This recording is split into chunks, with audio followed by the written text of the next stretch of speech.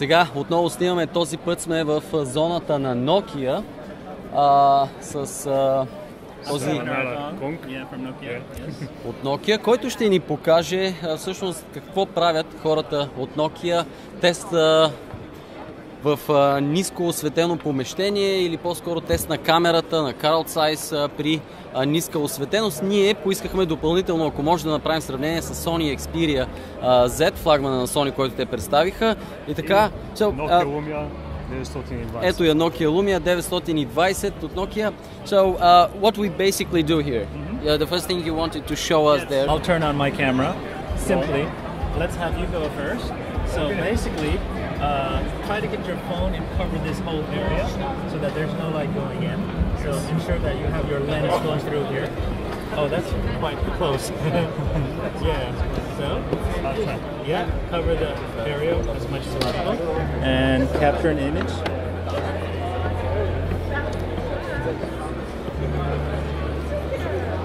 Good? Yeah, I'm ready. Great. So let's do it now with the Lumia 920. So with a similar setting. So flash is off, right? And I'll capture a picture.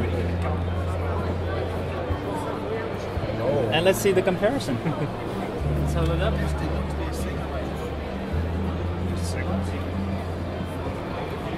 Yes. Ето го и сравнението между двете камери. Мисля, че качеството на Nokia е доста по-високо, няма толкова шум и тъмните цветове наистина са тъмни. Сега заснемаме в почти изцяло затъмнено помещение. Най-после се местим отново навън. Ето ги двете снимки, които бяха заснети на тъмно. Nokia Lumia 920 и Sony Xperia Z. Виждаме, че отново доста шум, размазване в луната и естествено доста от нюансите. Тук имаме, виждате, повече нюанси на цветовете, не само в луната и морете. Доста по-реално. Сами може да направите извода си. Определено Carl Zeiss ни показват заедно с Nokia, разбира се, страхотни резултати. Nokia Lumia, ние благодарим на...